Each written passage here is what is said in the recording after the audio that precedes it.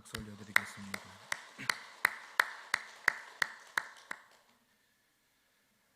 우리가 살고 있는 시대는 속도 경쟁의 시대입니다. 대부분의 사람들은 느린 것보다는 빠른 것을 좋아합니다. 예를 들어서 부산에 갈 적에도 느릿 가는 기차보다는 빨리 가는 KTX를 좋아합니다. 인터넷도 그냥 인터넷이 아니라 초고속 인터넷을 좋아합니다. 심지어는 짜장면 한 그릇을 시켜 먹을 때에도 총알처럼 빨리 배달해주는 중국집을 선호합니다. 따라서 우리의 삶의 속도도 엄청 빨라지고 있습니다. 요즘 젊은 친구들이 쓰는 말을 보면요, 무슨 말을 하는지 알아들을 데가 없습니다. 어느 날 제가 제 아들 녀석에게 문자를 보냈습니다. 어디냐? 그랬더니 고터래요. 그래서 저는 창경궁이나 이런 그런 데 가 있나 그랬더니 고터가 뭐냐 그랬더니 고속터미널이래요. 그러니까 요즘 말도요 자꾸 줄여가지고 사용하고 어른들이 볼 적에는 이게 뭘 의미하는지 이해가 되지 않을 만큼 삶의 속도에 눌려가지고요 말 자체도 간결하고 줄임말을 사용할 때가 많습니다. 이전에는 뭔가 보면서 놀라면 와, 야, 놀랍다 이랬는데 요즘에는 헐 하면 끝나는 거예요. 이게 우리가 살아가는 삶의 환경이 분주하고 바쁘고 하다 보니까 뭐든지 간결해야 되고 짧아야 되고 그런 부담감들이 정말 많은 것 같습니다. 그러면서 우리가 느끼는 게 뭐냐 하면 속도가 조금이라도 떨어지면 이제 경쟁력을 잃어버리는 거 아닌가라는 불안함을 갖게 됩니다. 하지만 속도가 총알처럼 빠르다고 해서 항상 좋은 것만은 아닌 것 같습니다. 혹시 커피 중에 더치커피를 아십니까? 요즘에는 콜드브루라고 그러더라고요. 이 커피는 일반 커피에 비해서 순하고 부드러운 맛이 있습니다. 그런데 요즘 많은 분들이 마시고 있지요. 이 커피 한 잔을 만들기 위해서는요, 짧게는 서너 시간, 길게는 12시간의 시간이 필요합니다. 왜냐하면 차가운 물을 한 방울씩 한 방울씩 천천히 떨어뜨려서 커피를 우려내기 때문입니다. 그래서 더치커피, 이 커피의 이름 뜻이 뭐냐 하면 커피의 눈물이랍니다. 우리가 일회용 커피 믹스를 마시듯이 후다닥 커피를 만들어서 먹는다면 결코 더치커피가 가진 본래의 맛을 경험할 수가 없습니다. 저는 신앙생활도 마찬가지라고 생각합니다. 지난주일에 말씀드린 것처럼 우리가 하나님의 자녀로서 이 땅을 살아갈 때 여러 가지 인생의 시련과 시험을 만나게 됩니다. 나만 만나는 것이 아니라 이 땅을 살아가는 모든 사람들이 인생의 시련과 시험을 다 만난답니다. 그런데 이런 인생의 시험과 시련 앞에 힘없이 무릎 꿇지 않고 믿음으로 승리하기 위해서 우리가 한 가지 꼭 기억해야 할 것이 있습니다. 그것이 뭐냐 하면 빨리 하면 할수록 좋은 것이 있는 반면에 천천히 하면 할수록 좋은 것이 있다는 것입니다. 그것이 무엇인지 오늘 야고보는 본문 19절에서 말씀하고 있습니다. 내 사랑하는 형제들아 너희가 알지니 사람마다 듣기는 속히 하고 말하기는 더디하며 성내기도 더디하라 말씀합니다. 야고보는 박해를 받아서 흩어져 살고 있는 유대인 크리스찬 성도들에게 무엇을 속히 하라고 말씀합니까? 듣기를 속히 하라 말씀합니다. 여기서 듣는다는 것은 사람의 말보다는 하나님의 말씀 듣는 것을 의미합니다. 물론 우리가 인생의 시련을 만났을 때 사람의 말을 듣는 것, 그 무조건 잘못되었다는 것은 아닙니다. 사람의 말이 도움이 될 때가 참 많이 있습니다. 부모님의 말씀이나 전문가들의 조언을 통해서 우리는 지혜를 얻고 용기를 얻습니다. 그런데 아무리 지혜로운 사람의 말이라고 해도 그 말이 진리가 될 수는 없습니다. 왜냐하면 사람은 말을 할 때 자신이 가지고 있는 생각과 지식과 경험에 근거해서 말하기 때문입니다. 그런데 그 사람의 생각과 지식과 경험이 언제나 옳다라고 우리가 여길 수 있을까요? 어떤 때는 옳을 수도 있지만 어떤 때는 아닐 수도 있습니다. 하지만 하나님의 말씀은 언제나 정확합니다. 오류가 없습니다. 또한 하나님은 사랑이십니다. 그렇기 때문에 우리가 그 하나님의 말씀을 붙잡고 그 말씀을 의지하면서 살아갈 때 우리는 어려움에 처해도 승리할 수 있습니다. 우리 인생의 시련이 찾아올 때마다 사람의 말이 아니라 진리 대신 하나님의 말씀에 속히 귀를 기울이면 우리를 생명의 길, 복의 길로 인도하시는 하나님의 능력을 맛보게 될 줄로 믿습니다. 여러분, 이것이 우리가 다 알고 있는 진리예요. 신앙생활하는 사람은 어려움을 만나거든 속히 하나님의 말씀을 붙잡아야 된다는 것 다 알고 있습니다. 그런데 우리의 삶은 어떻습니까? 하나님 말씀 붙잡기보다는 사람 찾아갑니다. 보이지 않는 하나님을 찾으면 이거 이래도 되나 마음이 불안해요. 하나님이 나를 위해서 어떻게 하실라나 신뢰가 가질 않아요. 그러다 보니까 눈에 보이는 사람에게 찾아가서 이야기하면 내 말 들어줍니다. 이렇게 해라 저렇게 해라 구체적으로 눈에 보이는 일들을 진행시켜 줍니다.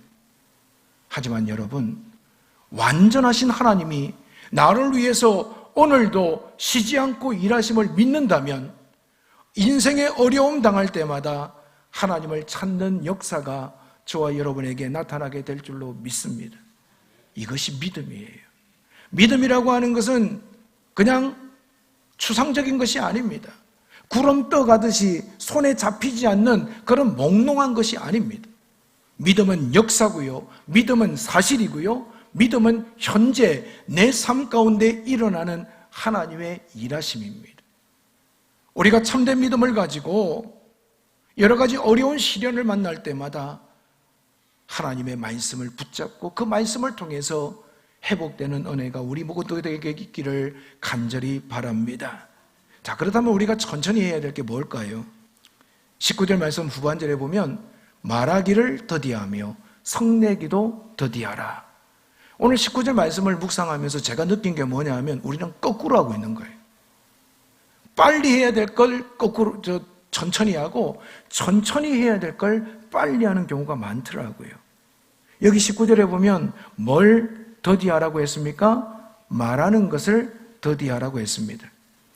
여기서 말을 더디하라는 것은 숨이 넘어갈 정도로 말하는 속도를 느릿느릿하게 하라는 뜻이 아닙니다. 고사성어 중에요 3-4-1은이라는 말이 있지요. 한 번 말하기 전에 3번 생각하고 말하는 겁니다. 우리가 누군가에게 말을 하기 전에 우리는 늘 깊이 생각해야 됩니다.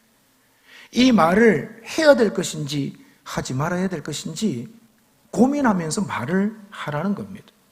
아무 생각 없이 말을 쏟아내다 보면요, 여과 없는 말은요 사람을 아프게 하고 관계를 차단시킵니다. 그리고 믿음 없는 말을 할 가능성이 있습니다. 전도서 5장에 보면 말을 급하게 하는 사람과 말을 많이 하는 사람을 가리켜서 어리석은 자라고 이야기합니다. 생각을 여과시키지 않고 말만 끄집어내는 사람, 그리고 말을 많이 하는 사람은요 실수할 가능성이 훨씬 많습니다. 어느 병원 게시판에 이런 글이 적혀 있습니다. 개에게 물린 사람은 반나절 치료를 받고 돌아갔습니다. 뱀에게 물린 사람은 상일 동안 치료를 받고 돌아갔습니다. 그런데 사람의 말에 물린 사람은 아직도 입원 중입니다. 굉장히 의미 있는 말이지요. 뭔가 외부에서 물리적으로 내 살을 물어 뜯었다든지 다쳤으면 병원 가서 치료하면요 돼요. 그런데 사람의 말로 상처난 사람은요 아직까지도 입원 중이라는 거예요. 아직까지도 아프다는 거예요. 이처럼 사람이 무심코 내뱉은 말의 영향력이 얼마나 큰지를 우리는 알아야 됩니다. 그럼에도 불구하고 어떤 사람은요 계속 말을 내뱉는 사람이 있어요. 생각지도 않고 계속 떠들어대는 사람이 있어요. 오늘 야고보는 믿음의 사람들을 향해서 세상 사람들과 같이 그렇게 반응하지 말라고 우리에게 가르치고 있습니다. 부부 사이에, 부모와 자식 사이에, 성도들 간에, 직장 동료들 간에 말을 할 때 우리는 생각하면서 천천히 말을 해야 됩니다. 저와 여러분들도 말하기를 더디하는 지혜로운 인생이 될 수 있기를 간절히 바랍니다. 또한 야고보는 무엇을 천천히 해야 된다고 말씀합니까? 성내기도 더디하라고 말씀합니다. 삶을 살다 보면 나를 기쁘게 하는 사람들이 있습니다. 그분이 어떤 분이냐 하면 격려해 주는 분이에요. 칭찬해 주는 분이에요. 하지만 나를 화나게 하는 사람들도 있습니다. 그런데 여러분, 오늘 말씀을 보면 아무리 화가 나는 상황에 처했다고 해도 급하게 화를 내지 말라고 야고보는 우리에게 권고하고 있습니다. 우리는 내 마음에 들지 않은 상황을 만났을 때 그 반응이 어떠냐면 먼저 화부터 내요. 왜 이런 일이 생겼지? 어떻게 이 문제를 풀어나가야 되지? 생각을 해야 되는데 먼저 화부터 버럭 냅니다. 이게 습관이 돼가지고요, 그냥 리모컨으로 텔레비를 켜면 화면이 나오듯이 뭔가 내 마음에 들지 않으면 먼저 버럭버럭 화를 내는 거예요. 여러분, 화를 낸다고 그 문제가 해결이 됩니까? 전혀 그렇지 않습니다. 화를 내어도 분노를 발해도 그 문제는 그대로 있습니다. 에베소서 4장 26절과 27절을 보시면 분을 내어도 죄를 짓지 말며 해가 지도록 분을 품지 말고 마귀에게 틈을 주지 말라고 말씀합니다. 여러분, 우리가 기쁘고 슬프고 즐겁고 화를 내는 것, 이거 우리에게 주어진 자연스러운 감정이에요. 예수 믿는 사람은 무조건 화를 내면 안 된다. 아니에요. 화를 낼 수도 있어요. 그런데 그것이 거룩한 화가 되어야 되는 거예요. 내 이익을 얻지 못했기 때문에 내 개인적인 그런 화가 아니라 하나님의 뜻이 이루어지지 않았을 때, 예수님께서 성전에 들어갔더니 장사하는 사람들이 가득 차 있으니까 예수님께서 허리띠를 풀어가지고 상을 뒤집고 화를 내셨듯이요, 그런 화는 필요해요. 그런데 오늘 우리가 화를 내고 분을 내는 것은 내 개인 이익과 많이 연관되어 있죠. 그러다 보니까 우리가 분을 내면요, 마귀가 틈을 탑니다. 마귀가 우리의 성냄을 통해서 나쁜 행동의 열매를 맺게 합니다. 대표적인 사람이 가인입니다. 그는 동생 아벨과 아벨이 드린 제사는 하나님이 받으셨는데 자신과 자신의 재물은 받지 않으셨기 때문에 그 일로 인하여 하나님께 화가 났습니다. 그리고 엉뚱하게 동생을 죽이는 최초의 살인자가 되었습니다. 화가 났는데 그 화를 제대로 잠재우지 못하니까 마귀가 틈을 타가지고 사람을 죽인 겁니다.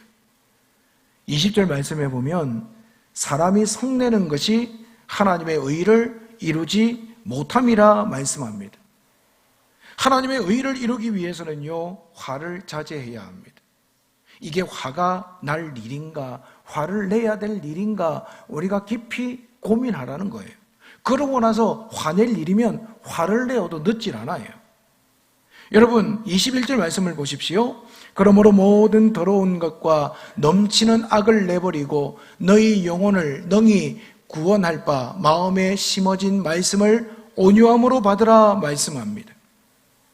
야고보는 우리에게 인생의 시련이 찾아왔을 때 더러움과 넘치는 악을 내어버리라 라고 말씀합니다. 화냄으로 반응하지 말라는 거예요. 또 말을 막 쏟아내면서 그렇게 살아가지 말라는 겁니다. 오히려 인생의 시련이 찾아왔을 때 하나님의 말씀 앞에 엎드려서 온유하고 겸손한 마음으로 하나님의 음성을 들으라고 우리에게 교훈하고 있습니다. 인생이 고달플 때 우리는 하나님을 찾아야 합니다. 인생의 시련이 나를 흔들어댈 때 우리는 진리 대신 하나님을 의지해야 살 길을 얻을 수가 있습니다. 그런데 우리의 반응은 어떻습니까? 화를 내기도 하고 여러 가지 말을 쏟아내면서 그러고도 하나님이십니까? 하나님이 눈이 멀었나 봐. 도대체 믿음이라고 하는 게 뭐야? 내가 신앙생활 하는데도 뭐야 이게 도대체? 하면서 불평할 때가 참 많지요.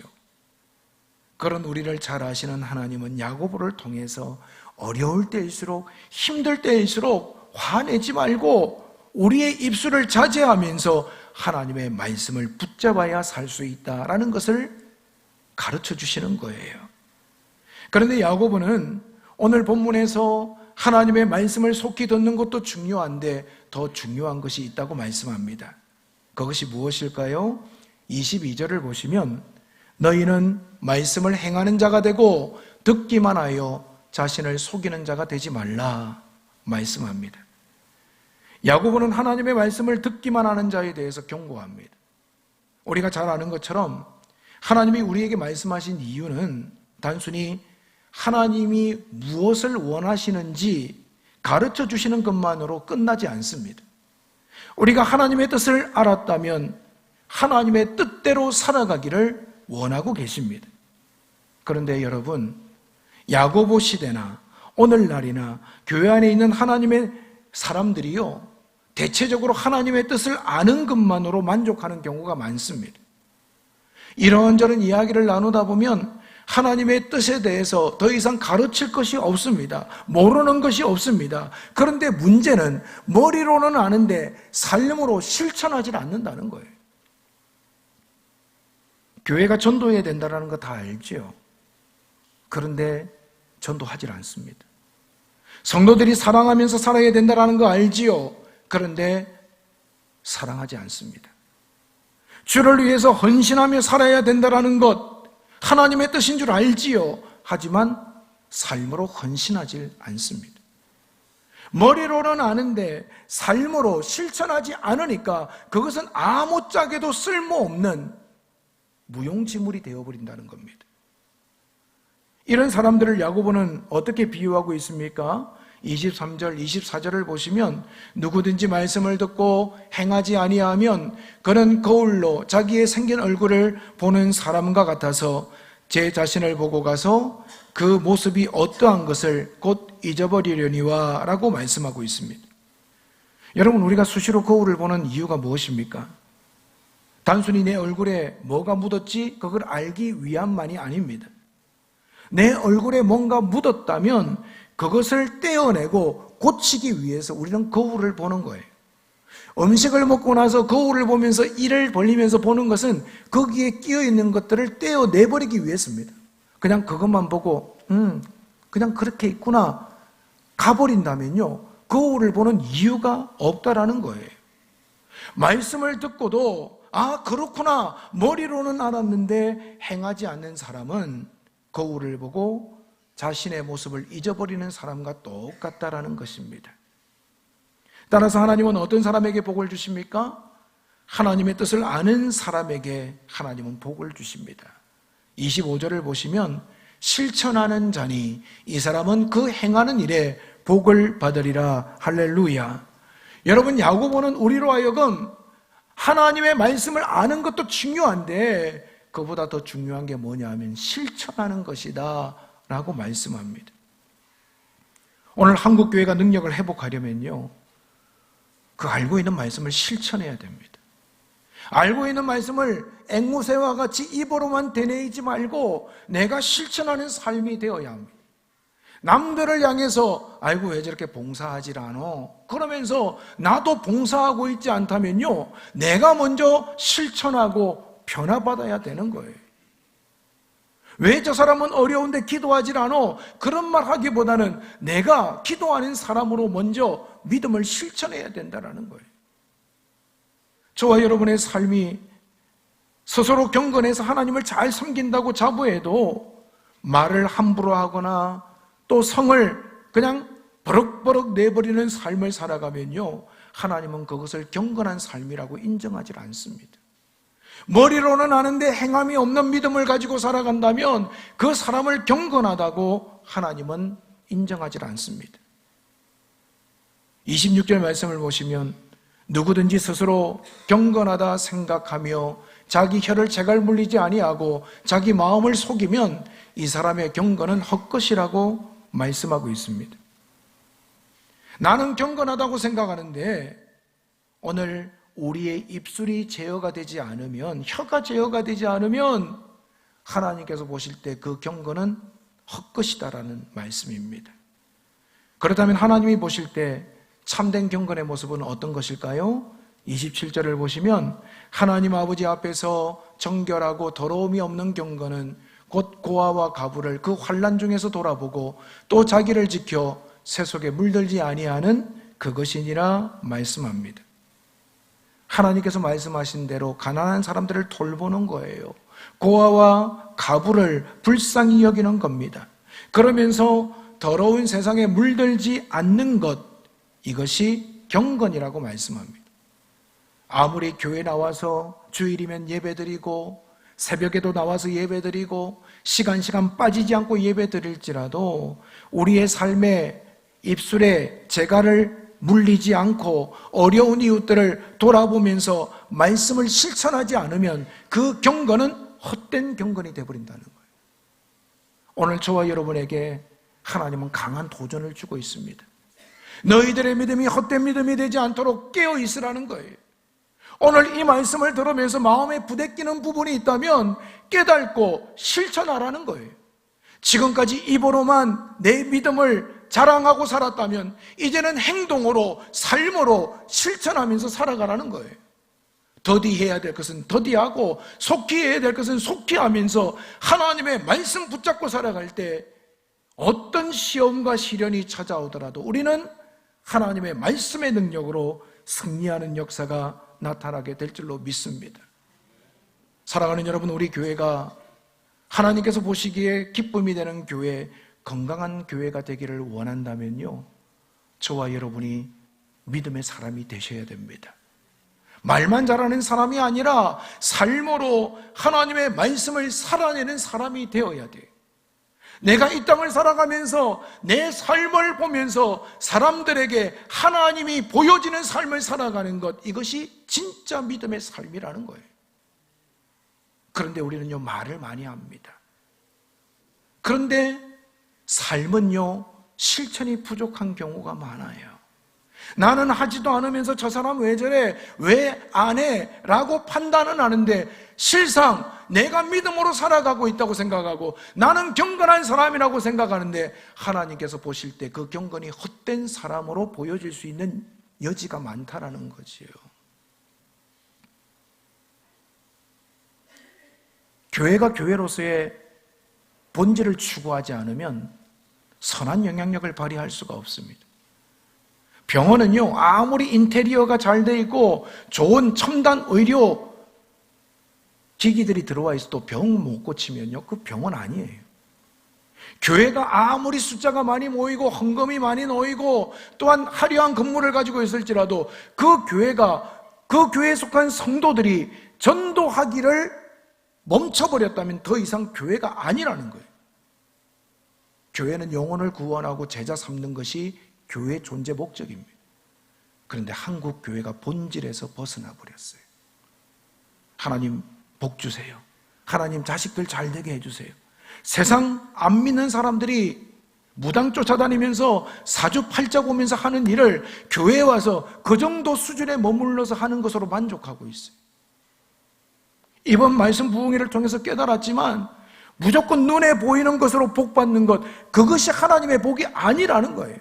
하나님이 함께 하시는 것이 진정한 복임을 믿으시기를 바랍니다. 하나님이 함께 하는 사람은요, 삶을 통해서 하나님의 말씀을 실천하는 사람이고 살아내는 사람입니다.